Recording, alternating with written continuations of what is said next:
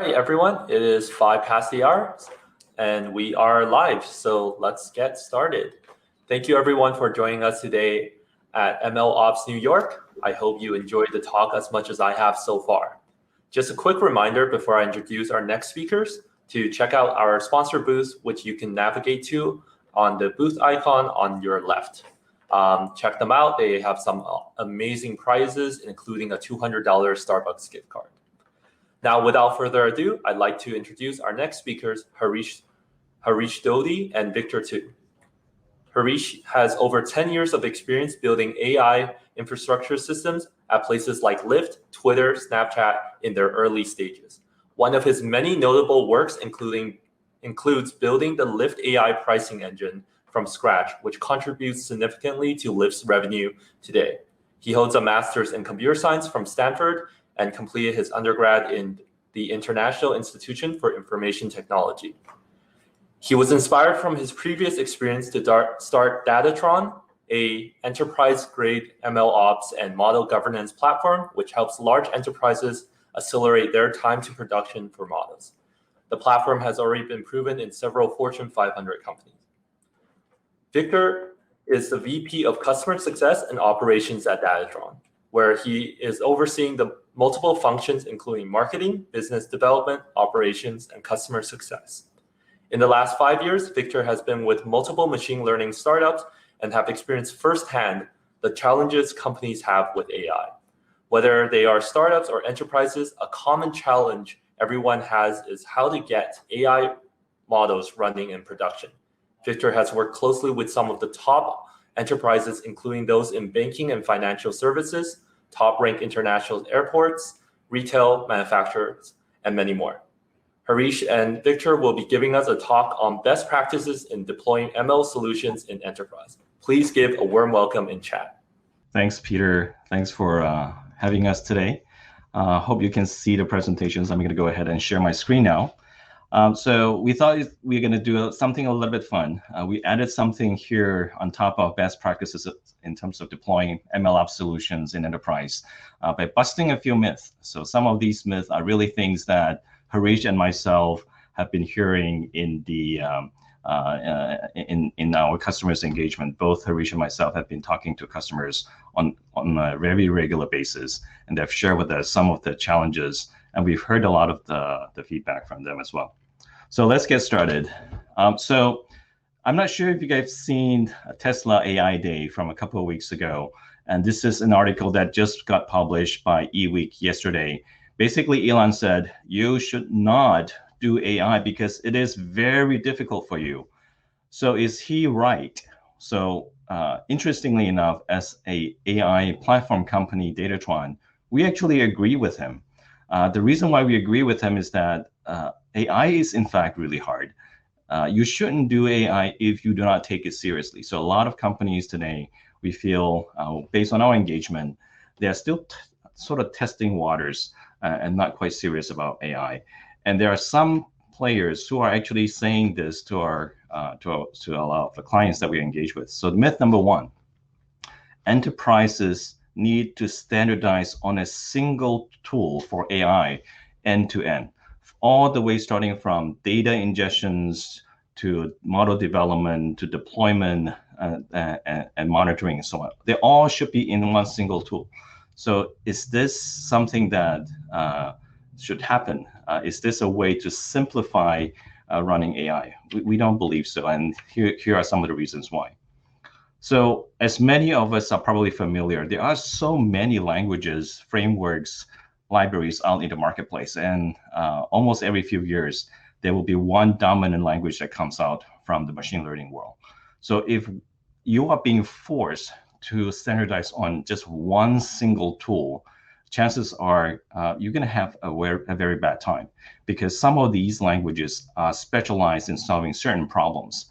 And if the data scientists are being forced to only use one single tool because it happens to be the company standard, then probably you're not going to be able to get the most effective models. And the other challenge is that who is really accountable for developing the models? So let's look at the different personas now in the enterprise when it comes to model development and so on. So first of all, data scientists. So these is a very expensive resources, as you probably know. They understand what tools that they're familiar with and what tools that they need in order to develop the state-of-the-art models to solve a business problem. They typically do not want to get involved in the engineering or DevOps side of things. They really want to focus on developing the best models to solve business problem and get away from the engineering side of things because that's not their expertise. And then on the flip side, there's another organization. Typically, they are in IT or engineering or DevOps team. This team is a special expertise in the software development lifecycle. They know that by heart. It's their expertise that they have been doing in the last 20 years or so. However, they actually don't have a lot of experience in machine learning and often get confused by a lot of other tools out there. Unfortunately, even open source tools. There are actually, the last I checked, about 56 different open source tools just to talk about MLOps. So what do you do? So as a result, because of the different personas that you have in the environment, oftentimes the two teams do not gel. The data scientist team actually has a specific requirements that they want to solve, but the engineering, DevOps, and IT team actually are forcing perhaps a different desire or different standardizations. In one of the banks that we were talking with, where we were directly talking to both the data science person as well as the IT person. And the data science person was begging essentially the IT persons to take on solutions like Datatron because they were having so much problem. But the IT team, because they were so influenced by a vendor that wasn't even in the ML space, they were part of another solutions, but they were claiming to have all of the ML capabilities and trying to force the data science team to adopt solutions to allow them to deploy models in productions, which didn't quite work. And today, even for that bank, less than 20% of the models are running in productions. So you can see how bad this fight can be. And we really believe using an MLOps or model ops solutions by separating the responsibility of the two teams, this is how you're going to be able to really have success and have collaborations between the two teams. Really do not look at a standardized tool as the one tool to solve all problems. In fact, you probably get a lot more problems, and that's what we've been seeing with a lot of our clients. The second myth, the once models are developed, we are gold. Well, is that really true? Meaning that once the models are done, you can essentially go away. And I think most of you probably agree that may not be true. So let's look at the model development myth, right? So this is a process I hope that many of you are familiar with. When you develop a model, you really go from the data acquisitions to feature engineering training, model evaluations, and deployment. So are you done at deployment? Well, no, this is only the first steps. And in fact, if we look at this slide here, this is actually the reality. So the development, as you can see here, is only a small part of it on this one little bubble on the left-hand side. And once you are done with the development, then that's where the hard part starts happening. Because now you have to figure out how to package it, how to tune it, how to instrument it, how to automate it, how to write the scripts. Today, that process is about 9 to 12 months, depending on what the organization is. And in fact, a lot of the clients that we have engaged with, this is the biggest problem that they're having. How do they get this into productions? What do they need to do? They're ready for for DevOps, as you can see in this little circle on the left-hand side, but the productionization is really hard. I like to always compare this to like a building architect who actually designed a really nice building, but it's the engineering team, the construction team is actually doing the constructions to build the foundations and the plumbing in order to get the building up. So that's where a lot of times people forget the model development is only one part, but you have the other elements that you need to take into considerations. So next, I want to touch on a couple of other topics that probably are very familiar to many of you in the audience. So you probably heard about the Apple Card investigations after a gender discriminations. If you're not familiar with the story, basically, Apple Card at one point in time from a couple of years ago, whenever they issue a card to the same person in the family, not same, well, to two person in the same household, so husband and wife, the husband for some reason is getting a lot higher credit limit than the wife. So is this a scenario of the company building bad models? Another example, this is probably something that you've seen in the news in the last 10 days or so. Facebook AI models accidentally labeled Black men as primates. This is absolutely unacceptable, but unfortunately, that's what their AI is doing. And in fact, the image that you see here in the middle is actually the exact image that the Facebook AI was labeling Black men as primates. So I know I've been talking a lot, so I want to give Harish the opportunity to talk about the myth number 3. AI models are being built poorly by Apple and Facebook data scientists. Harish, what do you think? Is this something that is true? Do you want to share some insights on this? Yes, thank you, Victor. So given the examples that Victor has shared, it is often, it can come to a quick conclusion that, hey, these models are probably poorly built, or they're not really optimized for all the use cases. But the reality is that whenever your models are being built or developed, the models always have a training data set. And this training data set is like what is being used to build the model.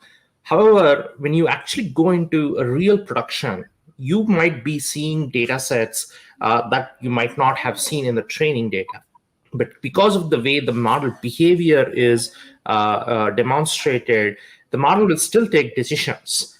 It may be poor decisions like the ones that Victor shared, but ultimately it's not just about that the model has been developed poorly, but more about how the model behavior in development environment, it might not be the exact same in production environment, whatever you observe. So that's why here it's not about that the model has been developed poorly, but there are a lot of uncontrolling factors that can affect the decision of the model. So in this example, it could be that the model hasn't seen that scenario of the data set in training. And always when the model gets trained, there are assumptions made about the model, assumptions made about the use case, which may not hold true when the real production environment comes. And that's where the learning really happens.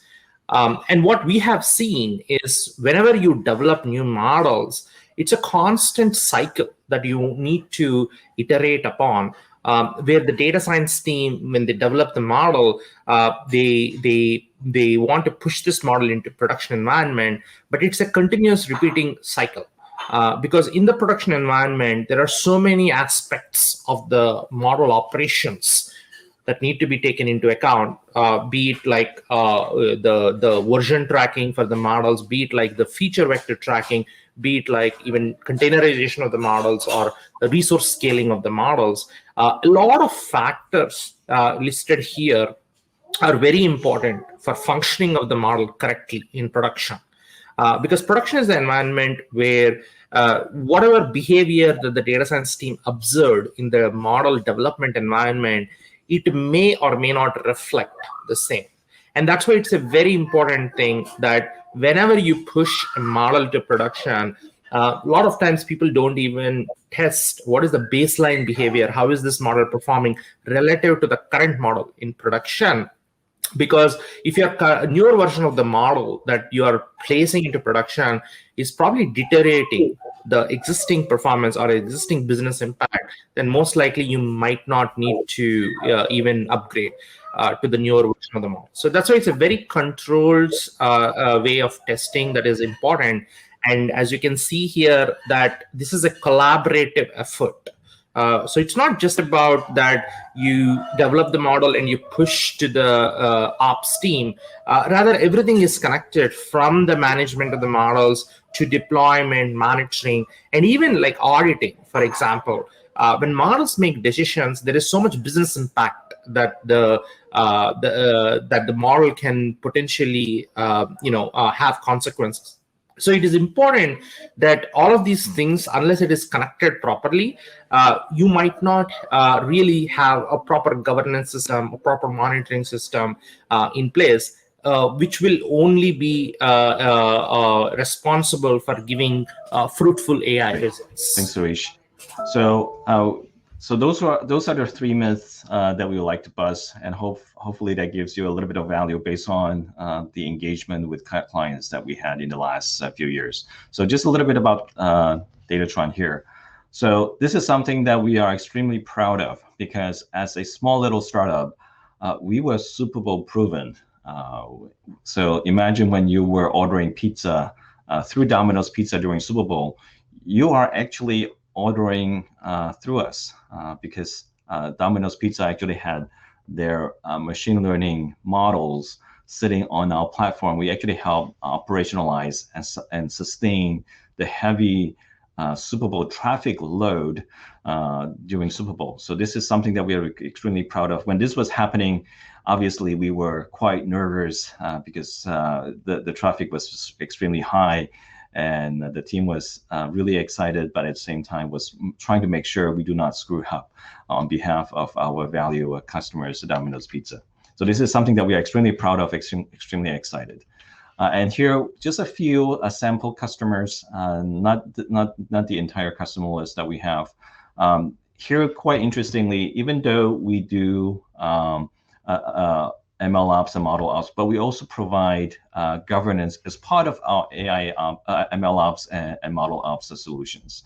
So one of the top banks in the world, they're actually using us in the governance only area. So they basically have the models running on different platforms, different environments, and what they really do care about is the second and third line of defense, where they can actually look at what they call the model exhaust and be able to understand whether there are drift, there are bias or anomalies and different metrics that are trying to get to understand, to ensure that they are meeting the heavy regulatory compliance requirements, especially in Europe.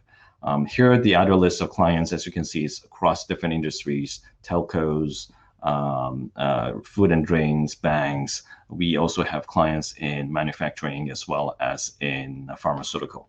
So quite a variety of clients using us. And by the way, these are not clients using us in POCs or pilots. They are actually using us in real life productions. So this is something that we're really proud of as well, where unlike perhaps some other companies that are still in POC phase, these are all in live production phases.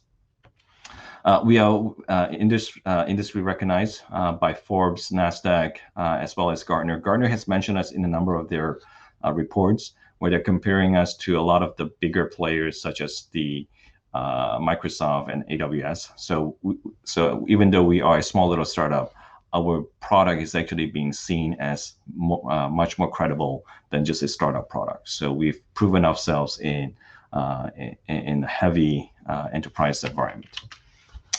And with that, I actually want to conclude my presentations here. But before I conclude, I actually invite you to come to our booth on MLOps World.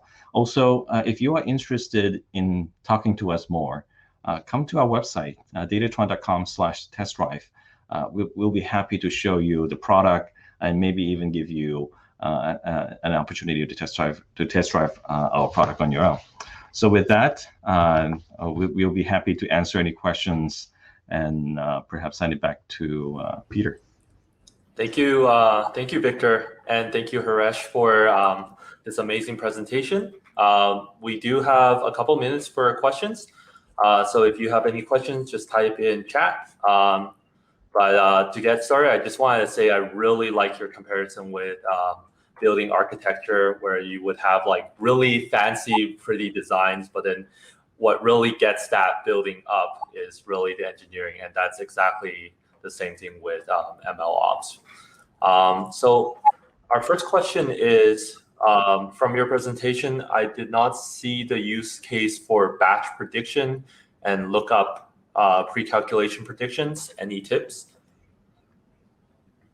Yeah, Harish, you want to take that question? Yes, that's a great question. Batch predictions is pretty popular in enterprise. We do support batch prediction. Batch prediction is handled very differently because you are looking to optimize for throughput rather than for latency. In that example, generally, what we have seen is sometimes people convert models into API endpoints, and they want to process a batch data in a row-by-row fashion. However, our experience is that it is not scalable as the dataset size grows. We leverage Spark processing to do batch faster at scale in production. So if you can leverage these type of components, like how you want to containerize your models inside Spark for any type of model, all right, that would be the key. Thank you, Harish, for the answer. I hope that answered your question. Our next question is, you mentioned that productionalization.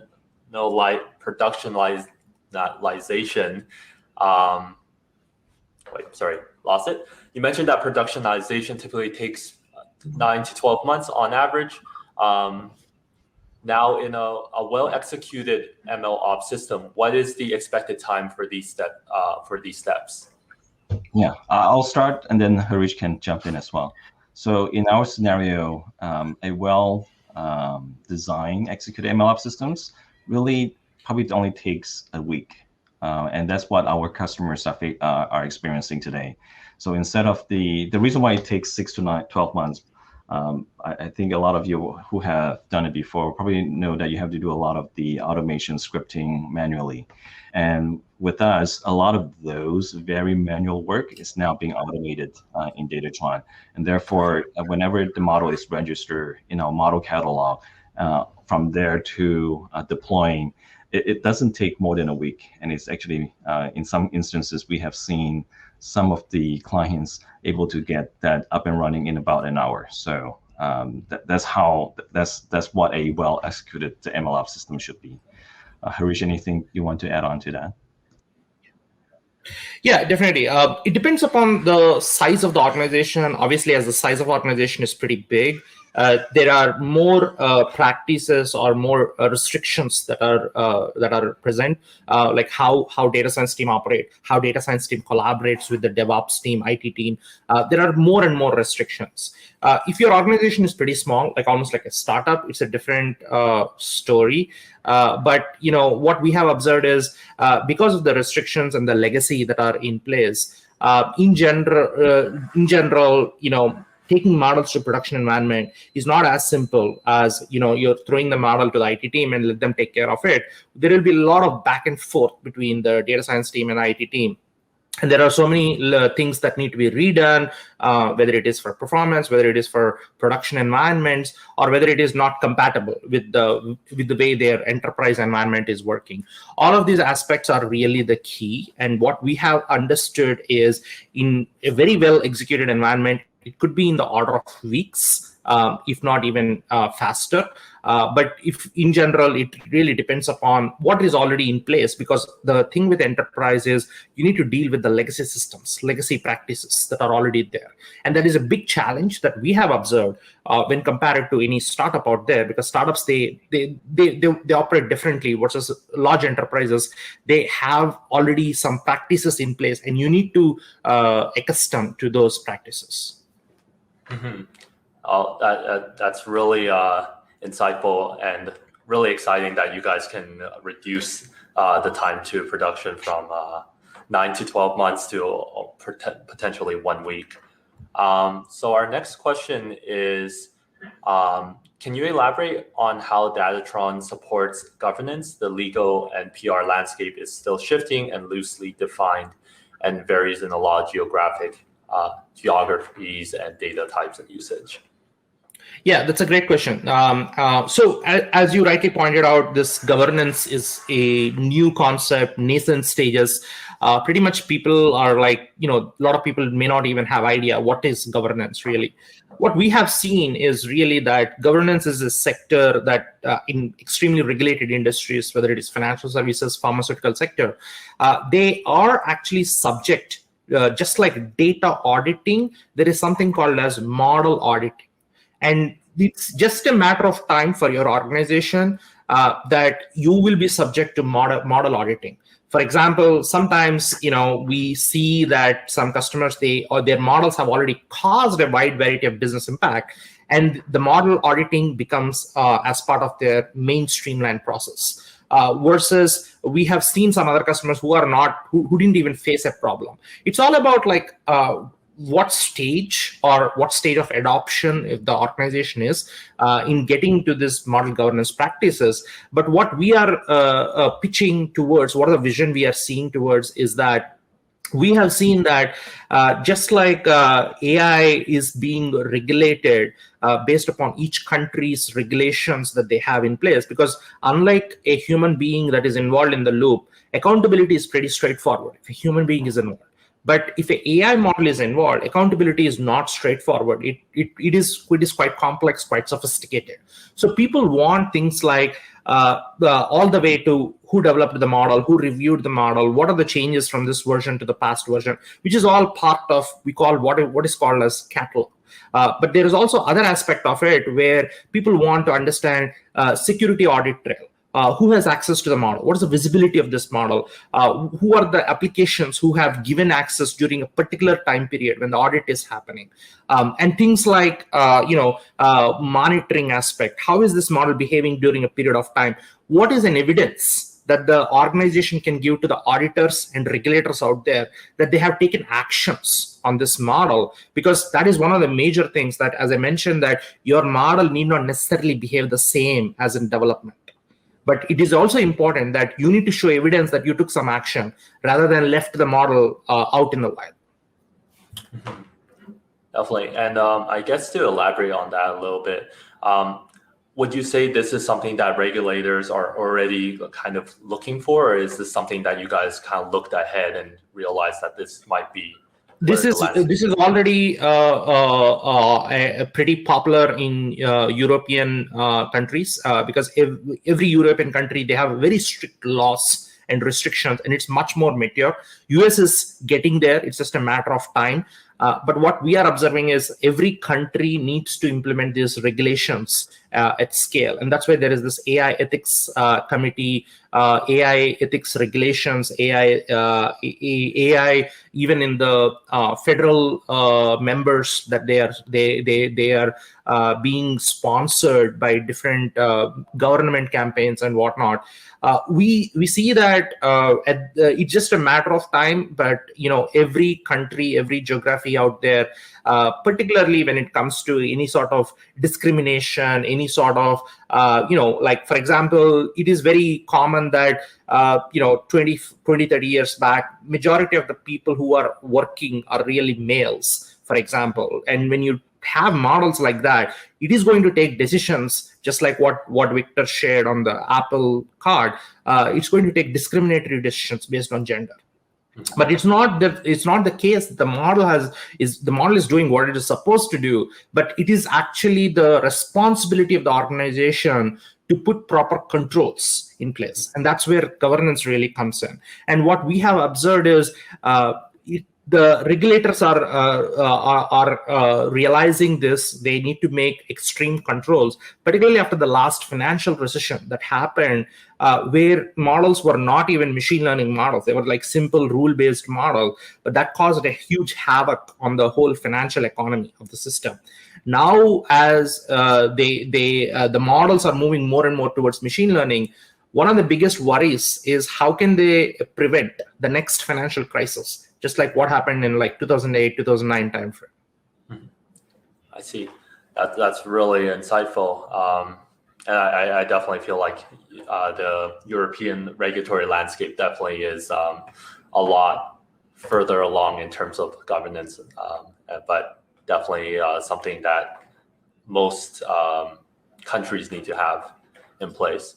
So I think that should be it for the questions. Thank you so much, Harish, and thank you so much, Victor, for coming here and telling us more about ML ops solutions and also the myths in production, ML production. Thank you so much, Peter, and thanks for having us. And feel free to come to our website, and we invite you to test drive our product through datatron.com/test drive. Thank you. And thank you everyone in the audience for joining us today.